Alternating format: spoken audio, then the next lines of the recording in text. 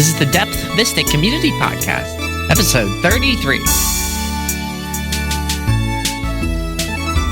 And I find the fact that it's episode number 33 a little bit inconvenient because, as many people know, 33 is an important number to the secret societies, the Freemasons.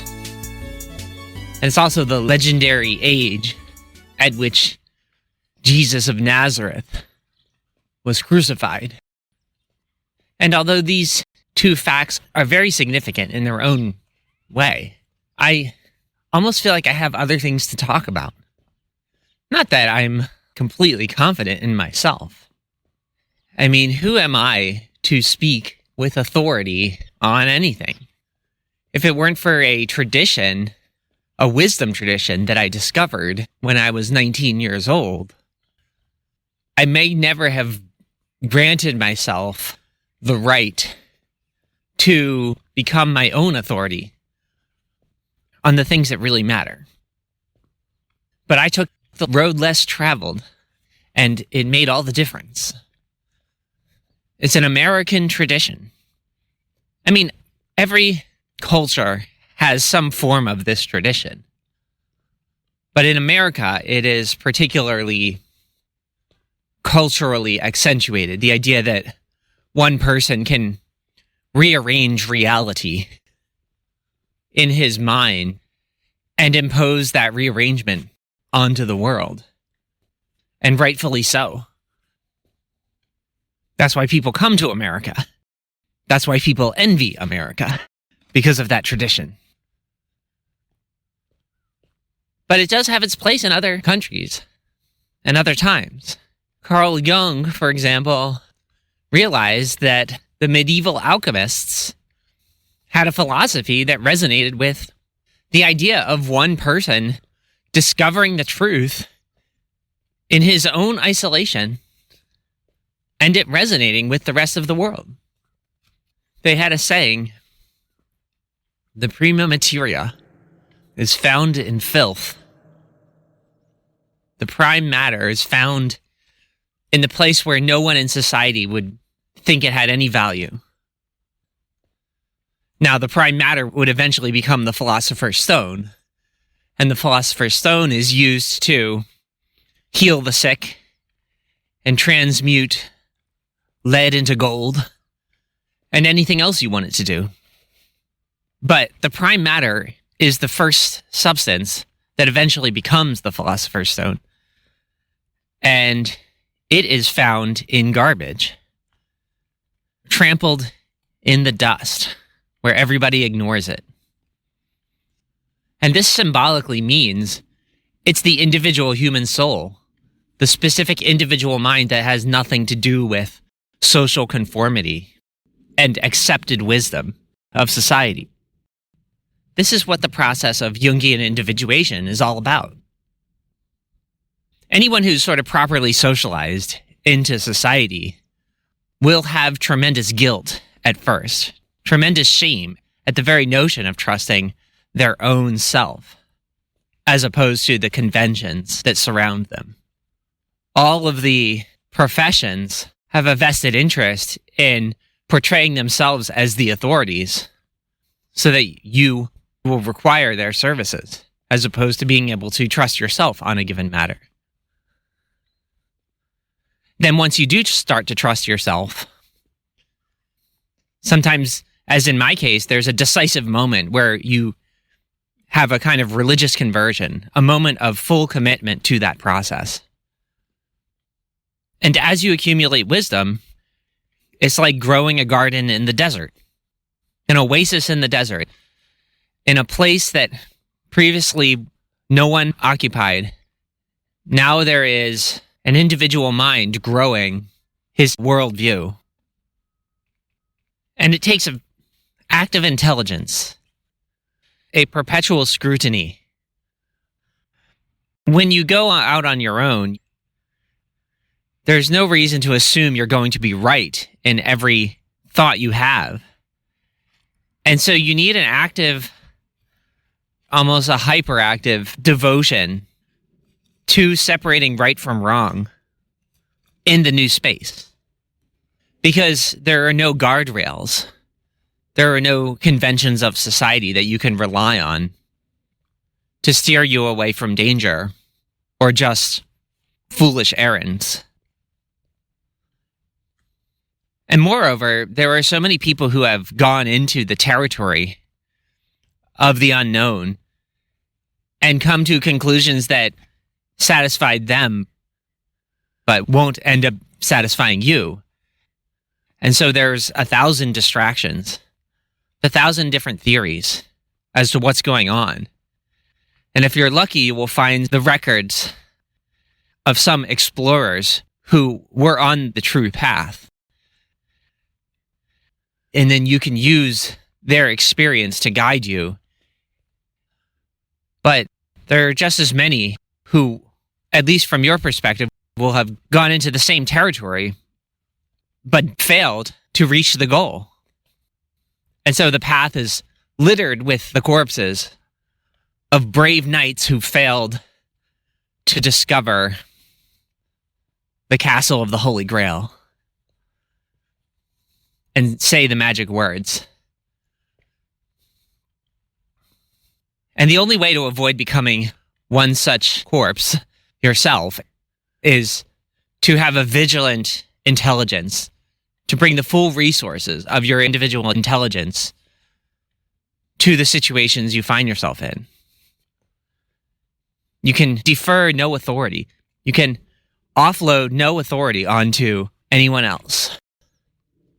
And if that process goes on for long enough, then you might come back from the mystical adventure, like I did on October 1st of 2018. And then finally I felt, although I didn't know it right away, but I felt, hey, I'm done. This mystical adventure that started in spring of 1997 has reached the end of its most important stage. And now my job is to integrate with the world, to try to find what already exists in the world that I'm compatible with, on the one hand, and to create the stuff that I stand for and give it expression on the other hand.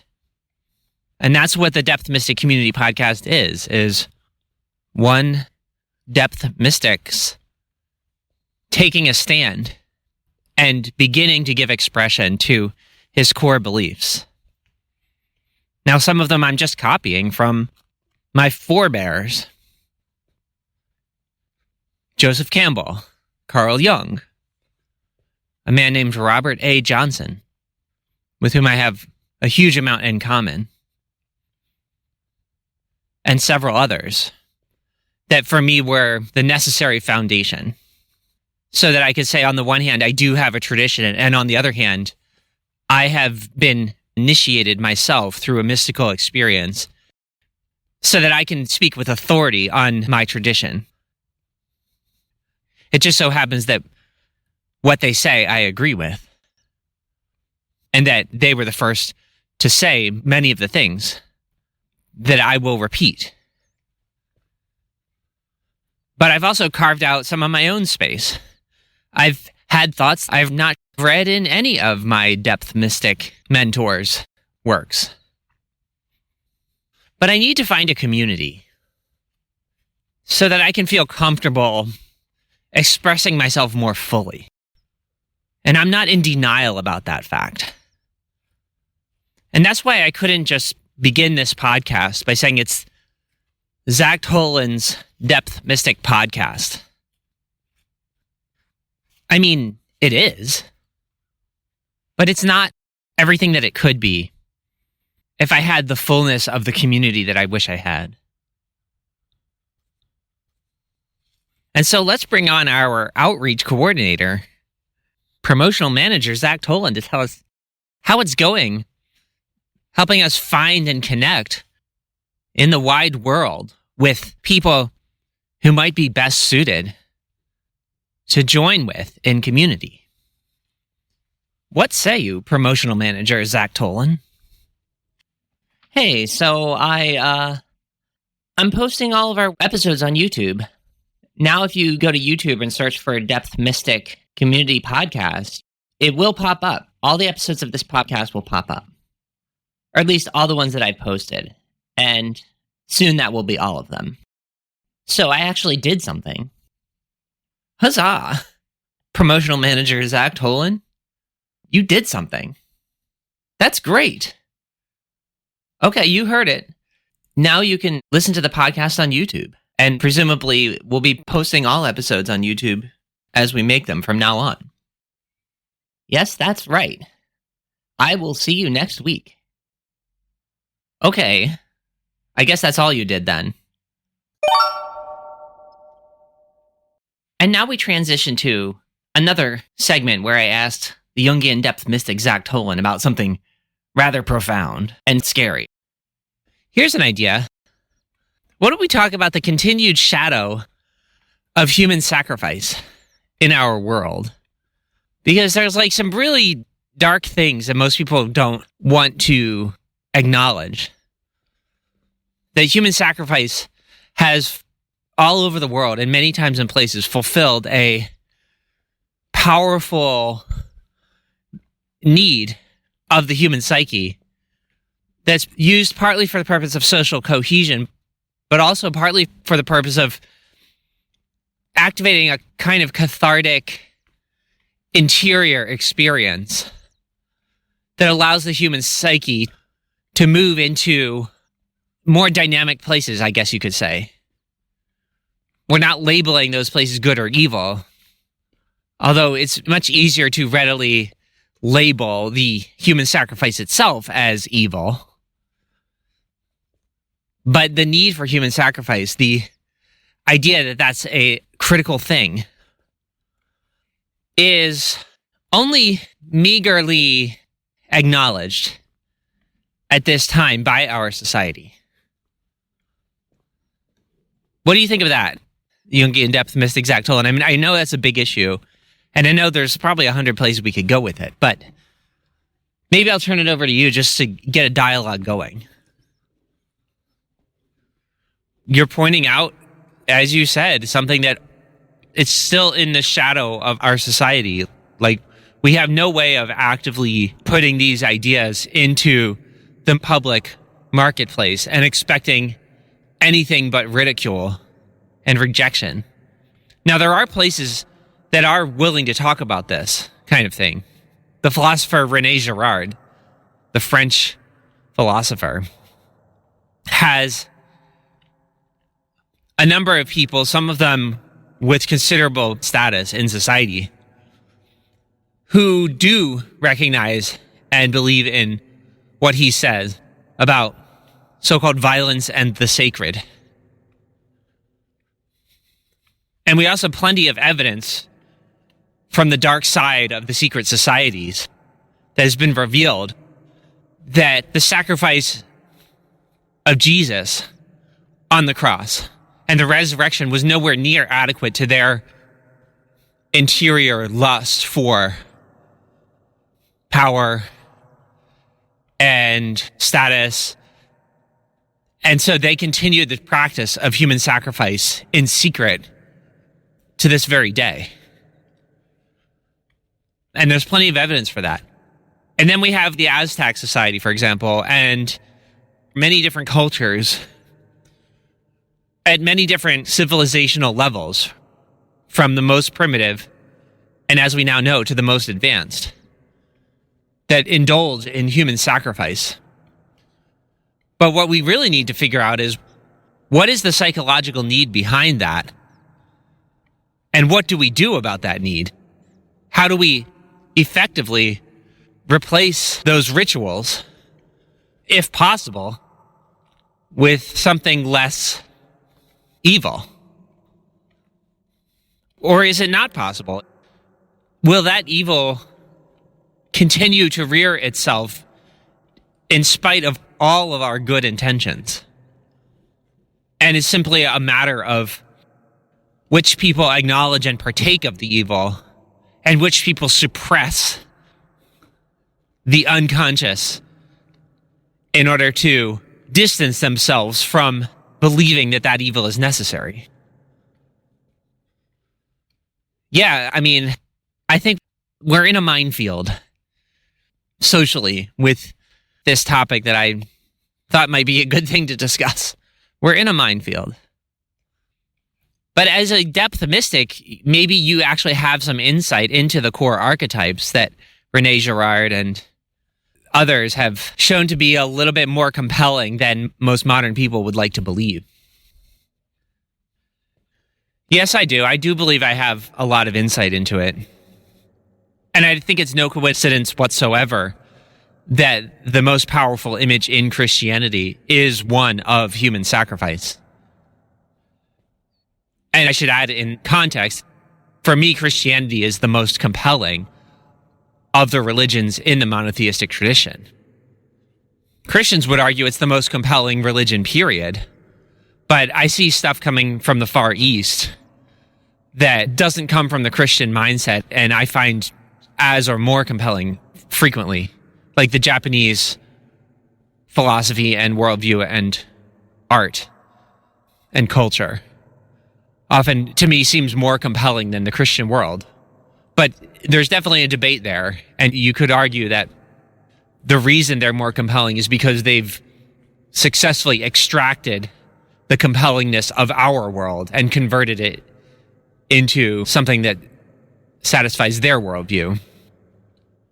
But when we're talking about this minefield, it's because the shadow is too dark, and very few people are capable of understanding the nature of the human psyche.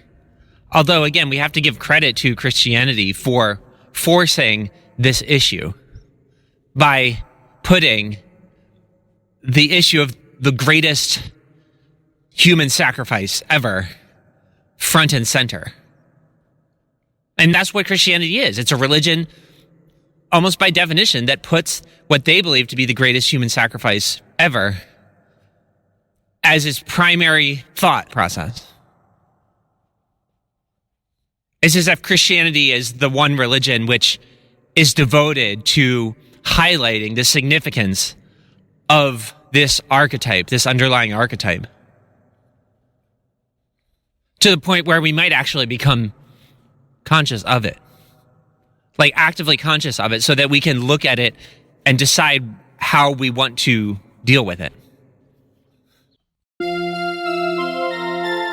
And now another transition into a slightly broader question in order to continue our series on the evolution of monotheism and where it goes next.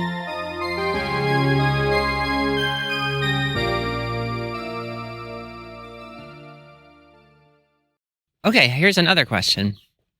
How are we doing with the series that we're ostensibly on, with the Book of Job, with the meaning of monotheism, and the image of the cross? Where are we with this, Jungian Depth Mystic Zach Tollen? I think we're making progress. I think there's a core thought that is so deep that almost nobody, not even Jungians, spend time trying to figure it out.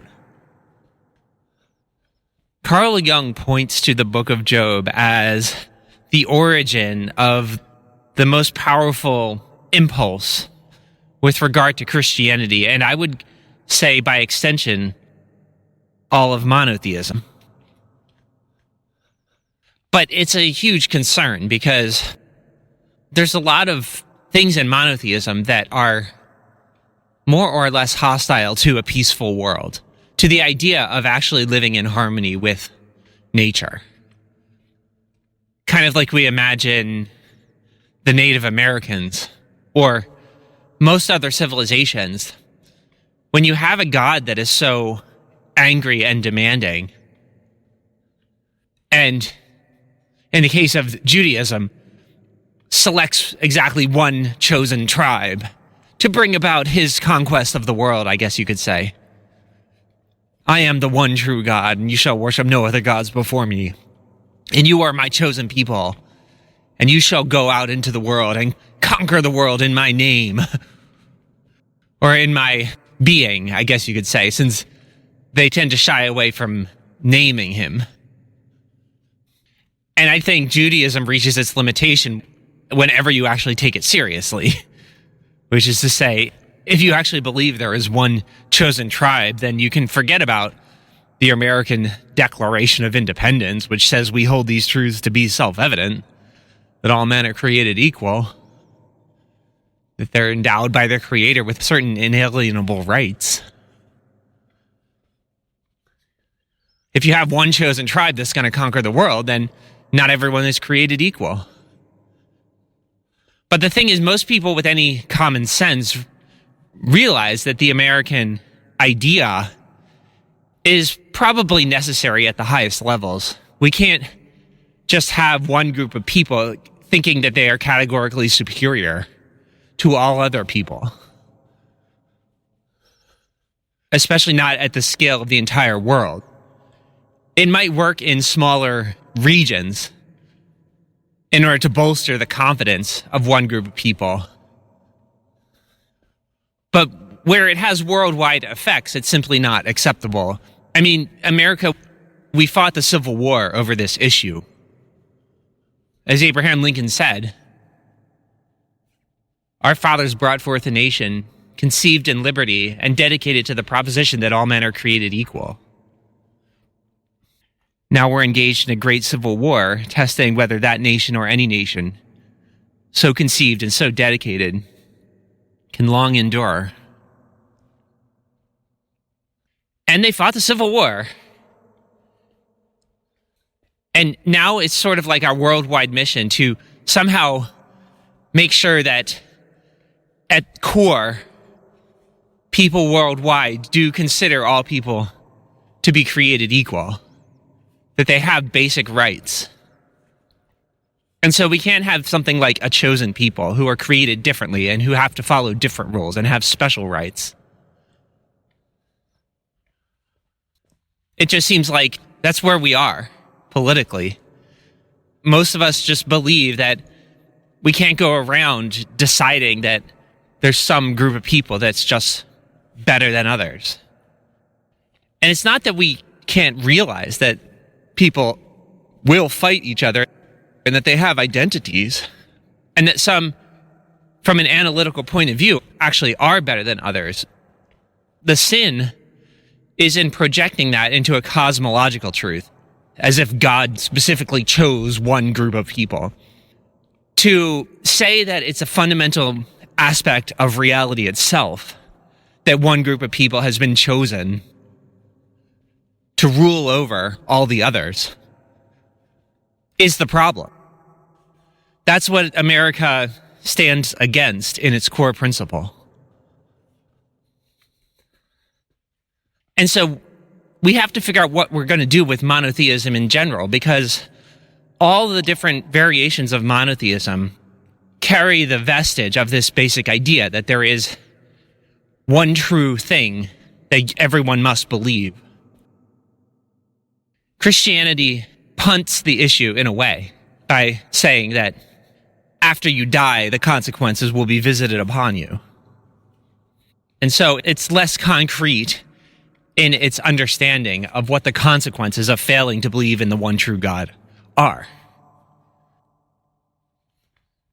But it still falls, I think, in my opinion, because of its commandment that you believe the thing, even if the punishment is supposed to come in the next world for you. It still falls in this idea that it's trying to force you to go against your reason and believe something just because. It's encouraging a kind of magical thinking that I basically disapprove of. And this isn't to say reason can be used for every aspect of life. In my case, I try to surrender to the unconscious. I know that there are things that my reason cannot currently encompass. But I prefer to take an active process, kind of like a scientist running a long series of experiments, to try to interact with that aspect of reality that Carl Jung calls the unconscious. And the idea that in the Middle Ages, they could have arrested me and tried me for heresy and then set me aflame for not surrendering to the unconscious in precisely the way that they say is acceptable. It goes against my idea that I should have the choice for myself to determine how I interact with the unconscious. I should be given the liberty of using my own reason in determining what I believe about God, as it were. And yet monotheism pervades our whole western half of the world and a good chunk of the eastern half. I don't have that much to say about Islam, except that it kind of reminds me of a universalized form of Judaism, where they more readily accept converts, but they still believe the same basic idea that there is a one true God, you're not allowed to make idols, and you have to worship it in a certain way, or you are not the true inheritors of the earth. Christianity is more interesting because the one true God became a man and was cut and nailed to a cross and bled, and they're focused on that. Christianity is focused on the vulnerability of God to circumstance. It's precisely this vulnerability which makes him God, or makes the Christian God, God. It seems to me a more mysterious mystery. And when we're dealing with the unconscious, it might be better to have a more mysterious mystery than a less mysterious one. But I would love to find the unity of all the monotheisms. Like if we look at Jewish mystical tradition, they have some really interesting ideas. And I don't want to complete an analysis of the monotheistic phenomenon without including all of the most interesting ideas. And Carl Jung, he's trying to penetrate the mystery of Christianity, and he begins with the book of Job. Something about justice. Something about the incompatibility of the idea that God is just with the idea that God is all-powerful and all-knowing. And he says that this incompatibility is why God had to become a human being in order to reconcile that incompatibility. But he also points out that one wonders how good of a job he did. Without the Holy Spirit, without other people becoming just as capable as the original incarnation of God, then the original incarnation isn't good enough. And then the question is, so what do subsequent incarnations look like if there is to be a reconciliation of the justice of God with the almightiness and the omniscience? In answer to Job, Jung repeatedly points out how non-evident the omniscience of the God in question is. Virtually no aspect of the drama that ensues with mankind in the Bible would be possible if the God in question were omniscient. He would have to have one part of him that was omniscient and another part that was passionately involved in what was going on, precisely because it showed no evidence of omniscience. So we're dealing with quite an interesting God here. Because things would be much easier if God was omniscient. And then nothing would really matter, because everything would already be taken care of. Everything that happens could be viewed from the perspective of, it was all meant to happen, it's all part of the divine harmony. And God understands everything about it. So you don't need to put the effort into fully understanding it yourself, because we can rest assured that God knows what he's doing. But this is not the general thrust of the book of Job and the Christian religion. It's almost precisely because God lacks omniscience and other things that he needs people to help him with those things. But if this God lacks these things, is there not some greater God that ought to possess them? This is the general monotheistic idea, that there is some greater God that possesses these things, that the actual God that we see as described in the stories doesn't seem to have. So here we are, as Jungians, as depth mystics. And he says that's precisely why the Jewish God, the Israelite God, took over from the pagan gods.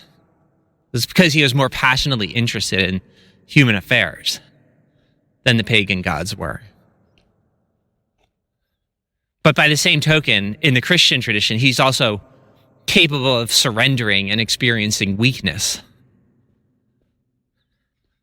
But for my part, I feel like it's getting stale or old. The whole storyline of Christianity, for me, is getting old, and I'm really interested in bridging the gap between where we are and the new age, the age of Aquarius. But I don't even think of it from an astrological point of view.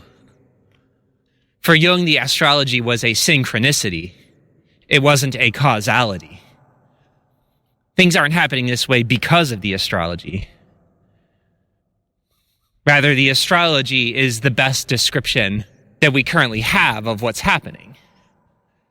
And I don't think it's a very good description. Like, nobody even really knows what we're even talking about when we talk about the age of Aquarius, which is fine.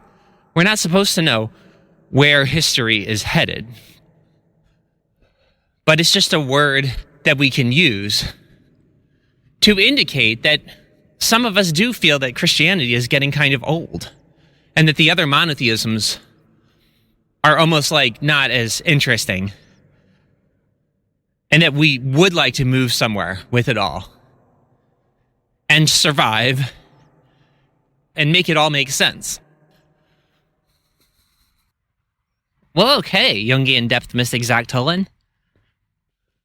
That's some provocative stuff you're saying. And I think I'm just going to let it stand. I mean, I'm sure there's a lot more to it, but we can talk about that next week. And that'll do it for episode 33. I feel like we're getting quite excited. Almost like pushing the boundaries of heresy. But I don't know. It's 2026. What else are we going to do? Have a good week.